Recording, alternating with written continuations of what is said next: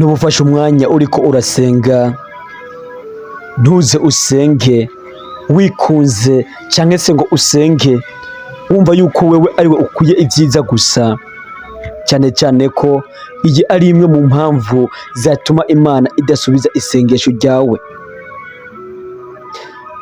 Nimba wifuza ko Imana isubiza isengesho ryawe, gerageza kutikunda. Iyo uri kurasenga wibuke n'aba bana bari mw'ibarabara, wibuke ba bana y'amasaha batazi ababyeyi babo, kandi batazi niyo ababyeyi babo bava, batazi imiryango yabo, batazi ngo urya ni shanga, batazi ngo urya ni muyomba, batazi ngo urya ni mukuru wa papa, ni murumuna wa papa. Ibyo byose batabizi. Niba uri kurasenga rero, aba bana ntuzubibagire, ubasabire kugira ngo nabo baronke ubuzima nk'abandi, kuko nimba hari abana bahura n'ibibazo, nimba hari abana bahura n'ibigeragezo, nubwo ibigeragezo biba henshi, ariko ba bana baba mw'ibarabara, ba bana baba mu mikora, ba bana bwira bakaryama aho bageze, ba bana kugira ngo baronke icyo bafungura bisaba yuko bitigitira ubwabo, batafise n'inguvu zo kuvuga ngo barageza imyaka yo kurondera. Ba bana bangana n'abana bawe. Erega mw'ibarabara hari abana bangana n'abo bana bawe, uvuga yuko utobatuma no kuvoma bamaze kugoroba, uvuga yuko batoja imbere y'inaga ngo bateke ngo bahava basha, uvuga yuko batoja kuragira ibitungwa ngo bahava baribwa n'ibikoko. Ariko hariya mu gisagara cyangwa se ahandi hantu hose hari abana barara mw'ibarabara guhera mu gitondo, birirwa barazunguruka bwije bakaryama aho bageze, kandi aho abari ku muhanda bari kwibarabara batitayeho ngo haraza kurengana ibibwa, kuko n'ubundi naho bobyitaho ntacyo bobikora ko nta nzu y'abandi bogenda kwinjiramwo. Urupangu badodora ko ngo basaba indaro, bavuga ati umusuma araje bakabirukako. Iyo uri kurasenga rero, aba bana ntubibagire, kuko bariya bana barateye ikigongwe. Wibuke yuko aba ari nabo babandi Imana yavuga ngo nzobabaza muti nagenda gusa ntimwandaba, nabuze aho ndyama munyima indaro. Aba rero nabo niho uri kurasenga rero, byibuze nimba udafise ubushobozi bwo kubatabara, byibuze basengere. Ariko kandi niba ufise ubushobozi bwo kubatabara, bakure mw'ibarabara, nabo bazovamwo Burundi bw'ejo. Umwana uwo ari we wese uko wamubona ameze kose yavamwo ikintu gikomeye, yavamwo Burundi bw'ejo uko yaba ari kose. Rero gufasha umwana uba ufashije kazoza. Byibuze nuba utanabishoboye, byibuze uzofume umusengera, Imana nayo izomenya ingene imukiza. Ariko ubishoboye wamufasha. Kandi saba no mw'ibarabara gusa, hari abandi bantu benshi babaho ubuzima bubi. Ugiye nko kuba ari mu mabohero, yaba abariho gukuri cyangwa se abahohoterwa, abo bose. Ariko ibohero naryo rirababaza, kubaho utazi ngo hanze hameze gute, kubaho utazi ngo bwije gute, kubaho utigaburira, kubaho utavuga ngo uyu munsi ngomba gukora iki. Iki nacyo ni ikintu kitari cyiza ku buzima bwa muntu. Aba bose rero igihe usenga ukwiye kubibuka, dukwiye kubibuka, tukabasengera, tukagabanya kwikunda, tukagabanya kubona yuko umenga twebwe ibyacu nibyo byaje imbere, tukagabanya kubona yuko umenga ibyacu nibyo byakabihabwa agaciro, ariko ukibuka n'abandi. Aba bari mu ibohero nabo bakeneye ubuzima nk'abandi, bashobora kuba barakoze ibyaha cyangwa bahohoterwa, ariko nabo ugomba kumenya yuko bagomba ubuzima bwiza.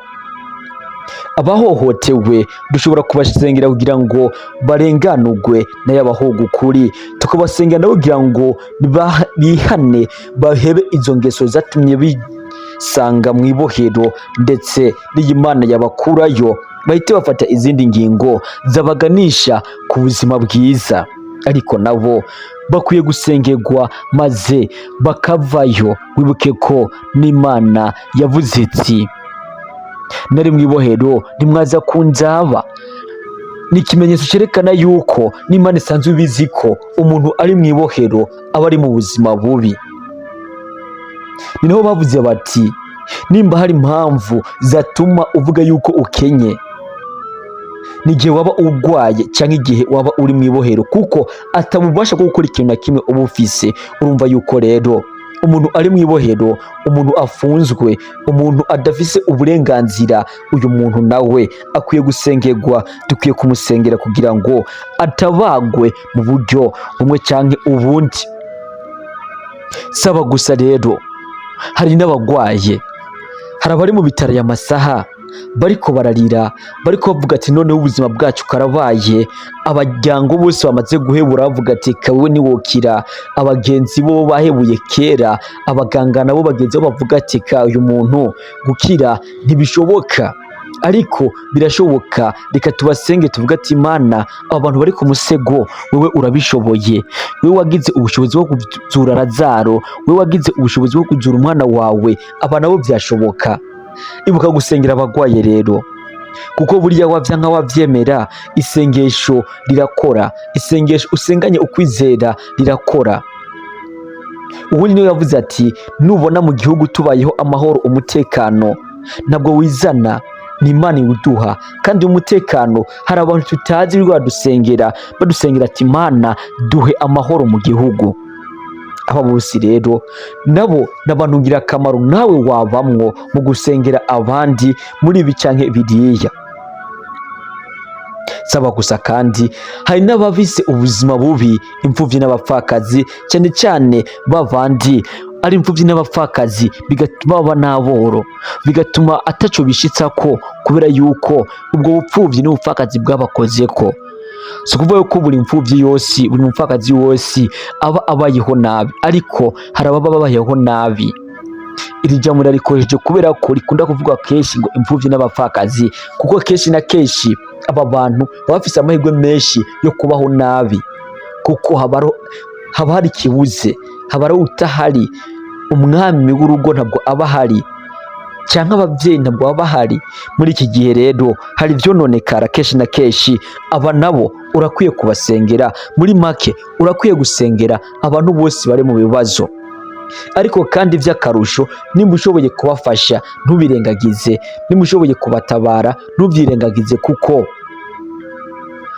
cyaba ari igikorwa cyiza wandikishije ku Mana, kizokugendera, kizokuba hafi, kizokwandikishiriza izina mu ijuru igihe kimwe.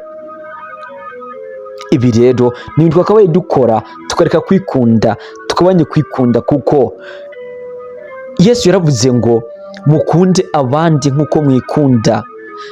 Iri jambo rihurikiyemwo ibyiza byose, kuko umuntu ukunda nk'uko nama nabivuze, nta kibi wamukorera, nta nabi wamwipfuriza.